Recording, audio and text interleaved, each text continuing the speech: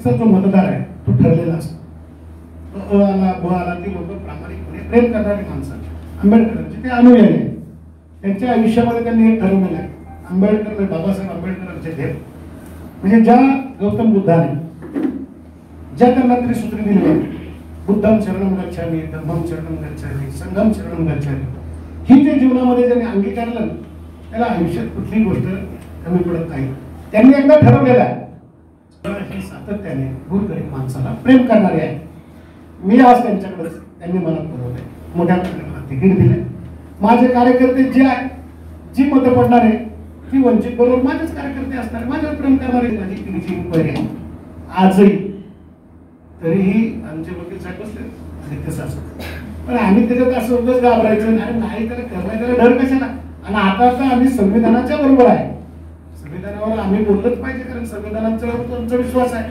उद्या जर त्यांनी ठरवलं तर पाहूया, पण जोपर्यंत त्यांनी ठरवलंच नाही तोपर्यंत मला कोणाला काय म्हणण्याची हिंमतच नाही. कारण संविधानच आमच्या ज्यांनी मला उमेदवारी दिली त्यांच्या आजोबांनी संविधान लिहिलेलं आहे, त्या संविधानाप्रमाणे आम्ही वागतो. तुम्ही आता जो विषय काढला ईडीचा, तर एक नेता परवा मला म्हटला की मंगलदास बांधल आता ते कोणत्याही पक्षात जाऊ शकतात कारण त्यांना आता भीती आहे अटकेची, यावर काय सांगा.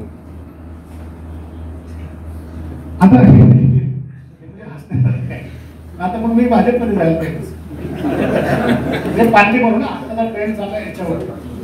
आता मी तर असा चाललोय की ज्या बिचाऱ्यांचं राजकारणामध्ये पुढे आमदार नाही, पुढे खासदार नाही, की त्या बाजूला आता भीती कोणाला असली पाहिजे.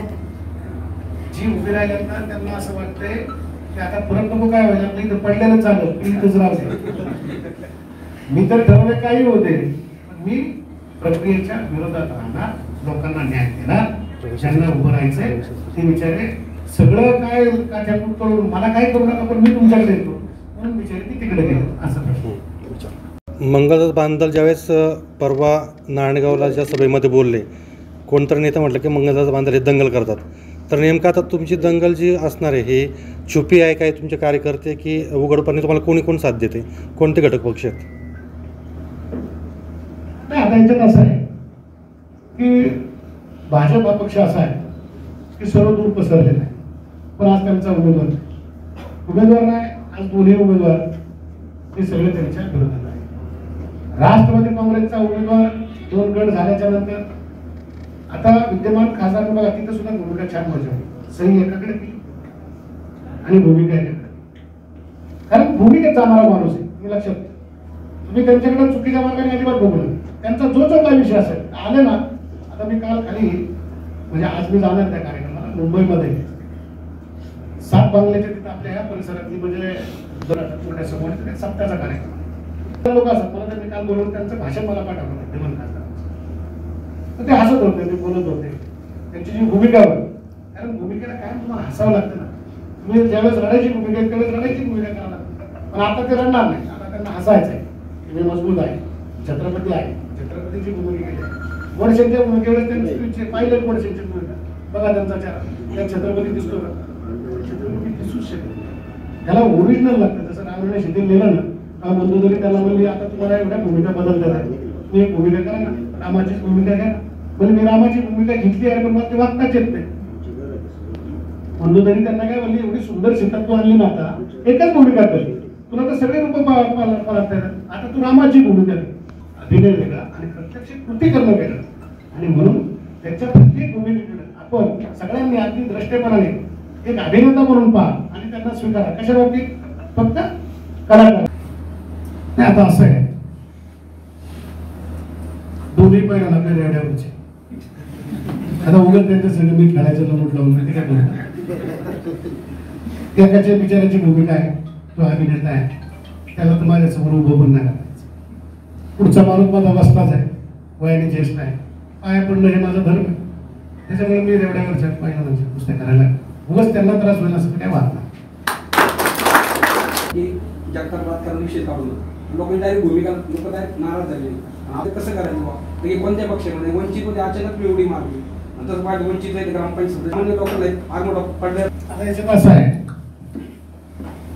रामकृष्ण आले गेले जग का ऊस पडले, हे चालणारच आहे. चांगले वाईट त्याच्यामध्ये राजकारण थांबणार नाही. माणसं एक जाते, त्यांना ज्यांना भेटलो त्यांना हा वस्तुस्थिती परिस्थिती भेटतो की तुम्ही मला संधी द्या.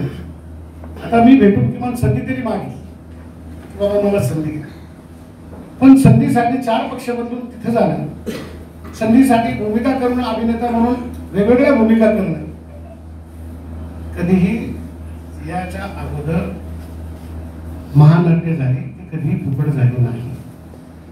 यावेळेस महानाट्य निवडणुकीच्या काळामध्ये महानाट्य झाले 4 टक्के. का झाली हा प्रश्न खरं तर तुम्ही त्यांना विचार. तुम्ही बोलवलं मला सांगितलं तू उमेदवारी करायची, मला करूया, कारण मी कुठल्या पार्टीत नव्हतो, अपक्षाकडे नव्हतो, मी अपक्षाकडे नव्हतो. आज माझी पत्नी सुद्धा जिल्हा परिषदला अपक्ष आहे. त्याच्यामुळं राजकारणामध्ये आपण काय भूमिका घेणार आहे ती लोकांच्या मनातली असली पाहिजे. मला कालपासून कमीत कमी राजकारणाची उंची टिकते ना बा. एकदा निवडणुकीमध्ये अत्र्यांनी यशवंतराव चव्हाणांना वांजोडलं म्हटलं. ही जी राजकीय उंची आहे ही राजकीय उंची टिकलीच पाहिजे. कारण ही राजकीय उंची जर राजकारणातली शुद्धता टिकली नाही तर तुम्ही कसले जरी असला तरी तुम्हाला समाज स्वीकारणार नाही. त्याच्यामुळे ही उंची आपण पाळूयात. आपण यशवंतरावांचे पायी आहोत, त्याच्यामुळे ही उंची टिकूयात आपण. त्यांच्यासाठी मतदान मागितल्याचं काही पश्चाताप होतो, पण त्याची कारण काय? नाही, आनंद होतो. आपण ते भूमिका केली. अभिनेत्यासाठी शेजारचे असतात ना भूमिका करणारे. गणपत पाटील असायचे एकदा हे होते आपल्या गान सम्राट त्यांचा एक कार्यक्रम असतो आणि त्या कार्यक्रमामध्ये जाताना अपघात झाला. त्यांच्याकडे कुणीच नव्हती, माणसं असतात ती नव्हती. त्या पार्श्वभूमीला म्हणलं गावात सगळा यात्रा उत्सव होते, मोठाले कार्यक्रम. त्यांनी सांगितलं की तमाशातले काही लोक आहेत सामाजिक चळवळीतील ते तुम्हाला मदत करतील पार्श्व राहण्यासाठी. आता दादा दिदीच त्या त्यांनी सुरू केलं की ब्रह्मा विष्णू आणि महेश्वर सामोरी बसले मला हे दत्तगुरु दिसले. आता ते शेजारी विचारले तमाशातील लोक ते म्हणले की लागे बाई दत्तगुरु दिसले. आता आम्हाला वाटलं हे चांगलं दिसते आणि केलं. आम्हाला काय माहिती असं आहे ते आम्हाला आधी कळलं असतं का आम्ही आमचे सूर बदलले असते. त्याच्यामुळे फार काळजी करायची नाही पत्रकार जगताची. आता वंचित मधून तुम्हाला हे सगळ्या प्रक्रिया घडत नाही. आजची परिस्थिती अशी आहे की बाळासाहेबांनी मोठ्या मनाने शरद पवार साहेबांच्या कन्येच्या उमेदवारीला पाठिंबा दिला का? पण ज्या ठिकाणी बाळासाहेब लढत आहेत त्या ठिकाणी राष्ट्रीय नेते आमचे नेते आमची अशी आख्यायिका असा स्वातंत्र्य संग्राम असं आम्ही काम केले. अरे मग तुमच्या 4 शब्द जाऊ द्या ना. ज्या बाळासाहेबांनी तुम्हाला एका मिनिटामध्ये अरे बाबासाहेब आंबेडकरांची अंमलात आहे 2 मिनिटामध्ये त्यांनी सांगितले की तुमच्या मुलीला आम्ही मदत करतो. अरे तुमची दायित्वाची भूमिका आहे का नाही? आज त्या एका जिल्ह्यामध्ये 1 पक्ष 2 भूमिका घेऊ शकत नाही. हे बाळासाहेबांना आम्ही सांगणार आहे. सोसायटी आहे पण तुमच्या बाबतीत त्यांनी तो निर्णय घेतला पाहिजे. तुम्ही ज्यांना आता काँग्रेसला मदत केली. आज आपण कोल्हापूरला गेलो, ज्या छत्रपती शाहू महाराजांचं योगदान बाबासाहेबांच्या जीवनामध्ये आहे त्याची त्या ठिकाणी आजही तिसरी पिढी जाण ठेवून म्हणजे अगदी सुजात आंबेडकर असेल किंवा आज बाळासाहेब आंबेडकर असेल छत्रपतींच्या तिथे जाऊन सांगितलं की आम्ही तुमच्या बरोबर आहोत. आणि ही जी दानत असते ना ही दानत फार महत्वाची आहे. तिथं आता हे किती 200 कोटी देते 50 कोटी देते म्हणजे मजा चालवलेली. त्या छत्रपतींनी जन्माला ते शिवनेरीवरती असा एखादा द्रष्टा नेताच जन्माला आला नाही. जसं यशवंतराव चव्हाणांनी त्या ठिकाणी पहिली ही शिवनेरीवरती घेतली आणि राज्याला एक चांगला संदेश दिला. ही निर्माण करून दिलेला आहे. जसं शरददादांनी तिथं केलं की संभाजी आणि शिवाजी महाराज आयुष्यात जोपर्यंत प्राण आहे ना काय झालं हे तर जीवन मरणारच आहे, जाणारच आहे. सगळे या त्या मार्गाने विकास होणारच आहे. विकासात कोणी काकूबाई गेली म्हणून आता भागामध्ये जेवढे तरुण आहेत ना त्या तरुणांना तुम्ही असे काही निर्माण करा की नोकऱ्या लावण्यापेक्षा तुम्ही कोणाला तरी नोकरी देणार आहे ना अशा पद्धतीचे तरुण उभे केले पाहिजे. ती हिंमत तरुणांच्या मध्ये आहे. उद्या आज कुणाकडे उद्या कुणाकडे प्रत्येकाला साम्राज्य देते. आज नाव घेत नाही पण जी माझ्या बरोबर होती ना कोट्याधीश झाली. कोट्याधीश चांगली कामं करायला मी त्यांना संधी दिली. कोट्याधीश झाली. मी कधी कुठून मागे नाही पाहिले तू काय करतोय. मला ती शक्ती दिली, कुठेतरी संधी दिली, कुठेतरी अक्कल दिली की यांना मोठं करा. आणि तसं पोरा तालुक्यामध्ये हिंमतबाज पोरं तयार केलेला चांगले तरुण घडवलेलं काय विकास हा होणारच आहे. म्हणून तरुणांची मानसिकता बदलवणं त्यामध्ये त्या ठिकाणी मेळ घालायचा आहे.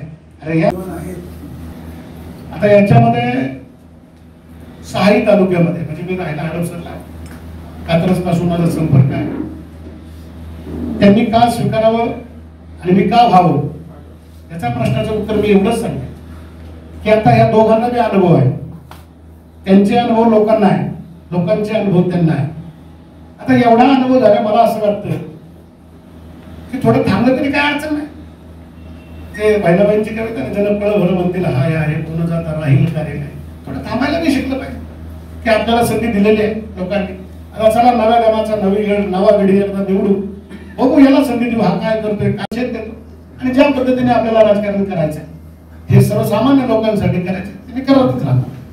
नाही आता याच्यामध्ये असं आहे, मत विभागणी म्हणजे जो अंडरकरंट म्हणतो की आतली जी भूमिका असते, आतली जी भावना आहे लोकांची, जे विद्यमान खासदार होते त्यांना भूमिकेमुळे किंवा अन्य काही त्यांच्या कारणामुळे, कारण जेवढे लोकप्रतिनिधी होते त्या ते त्यांची इच्छा पूर्ण करू शकले नाही शकले हे आज आपल्याला दिसतंय. आणि त्यांना किती मतं पडतील, ह्यांना किती मतं पडतील, तुला बहुजन आघाडीची किती मतं पडतील, तुम्ही कसं विश्लेषण करणार आहे याच्यापेक्षा तुम्ही कधीच भेटलेलं नाही आणि जे भेटलेले त्यांना बिचाऱ्यांना ह्या पक्ष प्रक्रियेमध्ये रोज उड्या खायला लागल्या. त्यांची इच्छा नसताना सुद्धा त्यांना सारखी उडी मारायला लागली. त्यांच्या वयाप्रमाणे त्यांना उडी मारणं शक्य नसतानाही यांनी त्याला उडी मारायला लावली त्या बिचाऱ्याला, आणि उडी मारून मारून मारून मारून अक्षरशः त्या माणसाला यांनी नको नको केलंय. आणि आज परत माणूस मत मागणार, त्या दोघांनाही कष्टमय जीवन जगण्यासाठी किंवा जगणं त्यांनी तसं जगावं नाही, म्हणजे कष्टमय जीवन त्यांच्या वाट्याला नका देऊ. माझ्यासारखा कार्यकर्ता आहे, पैलवान गडी आहे, अजून 2-4 किलो वजन टाकलं तरी मी चालणारा गडी आहे. त्यामुळे त्यांना मला असं वाटतं की लोकशाही दोघांना त्रास देऊ नका. झाली होती जरांगे पाटलांनी काही शब्द दिला, मराठा समाज तुमच्या पाठीशी राहील ना. 28 तारखेला ते असं वैयक्तिक नशी बोलतच नाही, त्यांची पॉलिसी मॅटर आहे की बाबा करायचं नाही, राज्यातील मराठी समाजासाठी काय करायचं. तर आम्ही 28 तारखेला भेटलो. 28ला 29ला संध्याकाळी बाळासाहेबांची त्यांची भेट झाली. ते म्हणले पक्ष तुमचा आणि समाजाचा, आपण अशा पद्धतीने कॉम्बिनेशन सगळ्या गाव पातळीवरचे त्यांनी निर्णय मागवले, पण काही निर्णय त्यांच्या अपेक्षा एवढे गेले नाही. त्याच्यामुळे म्हणले आंदोलन बदनाम होता कामा नये, पण ज्यांनी म्हणून आंदोलनाला त्रास दिलाय, ज्यांनी सहभाग घेतलेला नाही ते लोकप्रतिनिधी डोक्यावर उभे कराच. म्हणजे त्यांना काय सांगायचे ते त्यांनी तिथे स्पष्ट संकेत त्यांना दिले. शिवसेनेचे तालुका प्रमुख रामभाऊ सासवडे यांची काय भूमिका असेल आपल्यावर? नाही, आता रामभाऊ सासवडे अत्यंत पक्ष प्रक्रियेत काम करणारा माणूस आहे.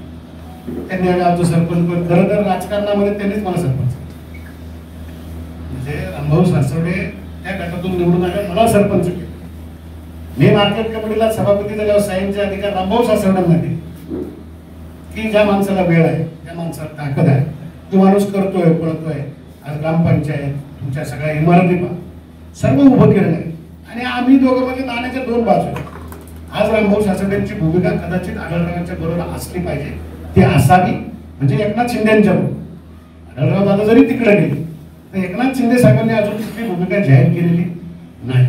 म्हणजे उद्या त्यांचं काय होणार आहे, कारण सगळीच लोक त्या ठिकाणी आढळराव दादांनी प्रवेश केल्याच्या नंतर त्यांच्याच तालुक्यातली फक्त 4-5 लोक केली. कुठल्याही तालुक्यात नाना भांगिरेंपासून तर तिथं शरद दादांच्यापर्यंत एकाही माणसाने आपला पक्ष सोडलेला नाही.